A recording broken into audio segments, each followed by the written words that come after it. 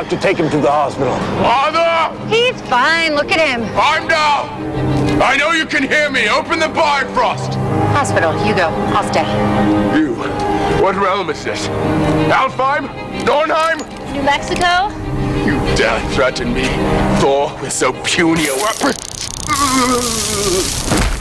That's a clip from the comic book blockbuster Thor, starring Chris Hemsworth and Natalie Portman, who's really hot. Absolutely. This means the summer movie season in full swing now. Our movie guy Aaron Lafferty here with more on this weekend's biggest movie. Yeah. Really, this is the opening of the summer season. Seems kind of early. Yeah, well, it's May usually always marks that. Last weekend we had the 5th Fast and Furious movie, Fast 5. Right. So that was officially the first movie of the summer, summer movie season. But we had the royal wedding. Well, don't, you know, because it's Memorial Day, there are always a ton of movies coming out trying to hit that holiday weekend. Right. That's when we're going to get Hangover 2 and Kung Fu Panda 2. Ooh.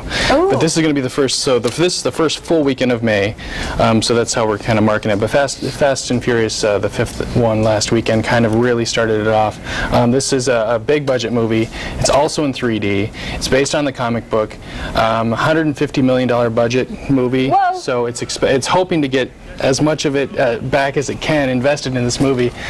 This is a tough, I got to see this on Tuesday night, this is a tough comic book character to bring to the screen because you've got, basically he lives in another world, another universe. I'll try to just make it as simple as I can on that. He lives in another realm of the universe, and then he comes to Earth because his dad gets mad at him. His dad's the king of Asgard, if you will.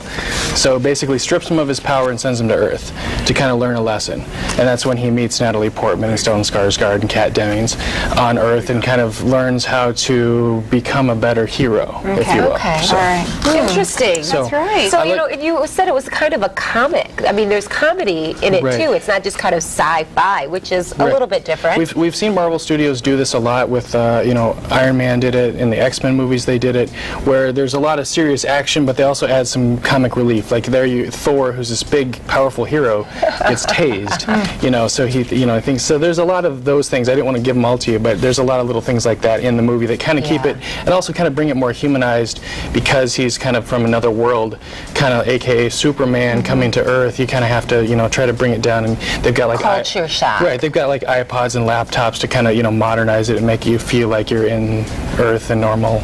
Interesting. So it's pretty good, you know, for men and women. If this is a movie you wanted to see, go see it. If you're not totally interested or don't know the whole story, maybe wait to rent it. Is it PG or PG-13? PG-13. PG-13, okay. Right. Yeah, and there are options this weekend, too, which is nice. So if this doesn't fit the bill... The counter-programming would be something borrowed. So you got your romantic comedy, you got Ginniffer Goodwin, Kate Hudson, Colin Egglesfield, and John Krasinski. Basically, this is two friends, Kate Hudson and Ginniffer Goodwin's characters, and she is engaged, but Ginniffer Goodwin's character, she's the brunette, is in love with the fiancé because they were friends at one point. Yes. So you've got this love triangle going on. And this is based on a book by Emily Giffin, who is extremely popular This writer. was a really big bestseller. So many book clubs I know studied this book and discussed this book. So you haven't seen this yet? Haven't seen this, but it's not getting very good reviews either from the critics or fans. Nationally, the aggregate sites are giving it about a 5 or 4. Out of 10? Out of 10, so not so good. Maybe wait to rent this one. Okay, very good. Unless you really want to go see a movie and don't want to see Thor, maybe go see that one. Okay, all right. So what else do you have for us, Aaron? Something that's getting a little bit better reviews is Jumping the Broom, a movie probably most people haven't even heard about. It's Paula Patton. She was in Precious, if you remember her as the teacher. Angela Bassett. Basically, this is on the eve of a wedding. Paula Patton's the bride to be in the wedding, and her family's kind of an uptown, kind of more of a rich family, and he's from more of a middle-class family. So basically the two families meet, and kind of everything just what happens when two families meet from two different sides of the city, basically. Right, interesting. Sounds good. Yeah, it sounds like another interesting counter-programming to Thor, which is, you know, the big one. Right, out of other right. And that's getting about a 6, so a little bit better than Something Borrowed. Also, in limited release, a movie that I watched last night was There Be Dragons. It's basically the story of the Opus Dei founder. So if you're into the Spanish Civil War of the early 1900s, or if you're into the Opus Dei part of Catholicism, this is kind of a movie for you. The founder of that, Jose Maria Escobar, played by Charlie Cox, which is pretty much the one good piece of acting in this movie. It's very well shot. It's got a good score to it. It's, you know, Spain and Europe, and it's beautiful and it looks great, but the acting isn't so good. There's some elements of it that aren't so good. I put the full review on my blog, but basically this movie also wasn't doing very well. I gave it a 5.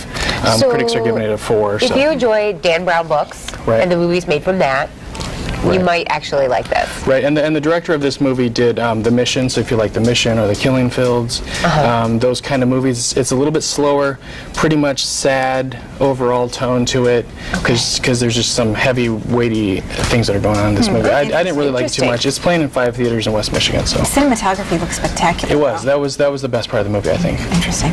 Wow. So, okay. Gosh, a lot happening. And we got one more in limited release, and that's a very different kind of superhero movie from Thor. Is Super, and it's Rainn Wilson.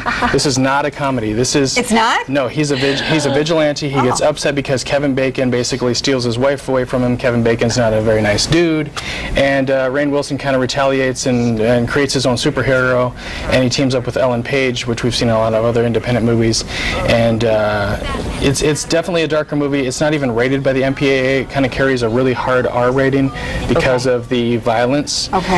Because of the adult themes, because of the language. So this is playing at the UICA and the Harbor Theater in Muskegon. Interesting. You know, it's funny because I love Rainn Wilson. He's such a funny guy. And the concept sounds like it could be a really funny comedy if you developed the characters in a different way. Right, and the trailers that are out there make it look like it might be funny.